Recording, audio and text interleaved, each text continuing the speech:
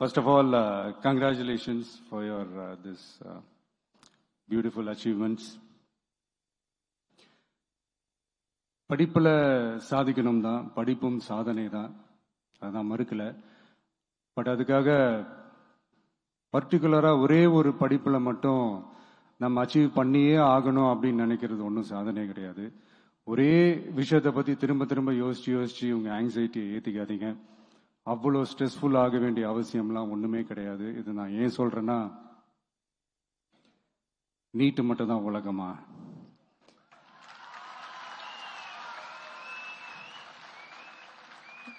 நீட்டை தாண்டி இந்த உலகம் ரொம்ப ரொம்ப பெருசு. அதுல நீங்க சாதிக்க வேண்டியது பல விஷயங்கள் இருக்கு. அதனால இப்பவே உங்க மைண்டை ரொம்ப ஸ்ட்ராங்கா வச்சுக்கோங்க, டெமோக்ராட்டிக்கா வச்சுக்க கத்துக்கோங்க. ஏன்னா டெமோக்ரஸின்னு ஒன்று இருந்தாதான் இந்த உலகமும் சரி, இந்த உலகத்தில் இருக்கிற எல்லா ஃபீல்டும் சரி, ஒரு ஃப்ரீடமா இருக்க முடியும்.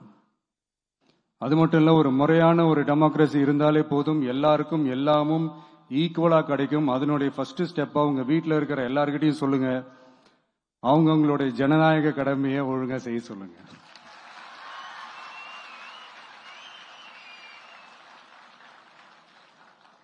ஜனநாயக கடமையை சரியா செய்யறதுன்னா அது ஒன்றும் பெரிய ஒரு விஷயம்லாம் கிடையாது, சாதாரணமான விஷயம்தான். நல்லவங்க, நம்பிக்கையானவங்க, இது வரைக்கும் ஊழலே செய்யாதவங்க யாருன்னு பார்த்து தேர்ந்தெடுக்க சொல்லுங்க. அவ்வளவுதான், as simple as that. அதுதான் அந்த கடமை. நான் ஒரு 2 years பேக் இதே ஸ்டூடெண்ட்ஸ் ஃபங்க்ஷன்ல நான் சொல்லியிருந்தேன், இந்த காசு கொடுத்து ஓட்டு வாங்கி ஜெயிச்சிடலாம்னு நினைக்கிறாங்க இல்லையா, அவங்கள அந்த கல்ச்சரே யாரும் என்கரேஜ் பண்ணாதீங்க, யாரும் காசு வாங்காதீங்க, உங்க பேரண்ட்ஸ் கிட்டையும் எடுத்து சொல்லுங்கன்னு நான் சொல்லியிருந்தேன். அதை அப்படியே ஃபாலோ பண்ணுங்க. ஆனா நீங்க வேணா பாருங்க, அடுத்த வருஷம் என்ன நடக்க போகுதுன்னு. வண்டி வண்டியா கொண்டாந்து கொட்ட போறாங்க. அது அத்தனையும் உங்ககிட்ட இருந்து கொள்ளையடிச்ச பணம் தான். என்ன பண்ண போறீங்க?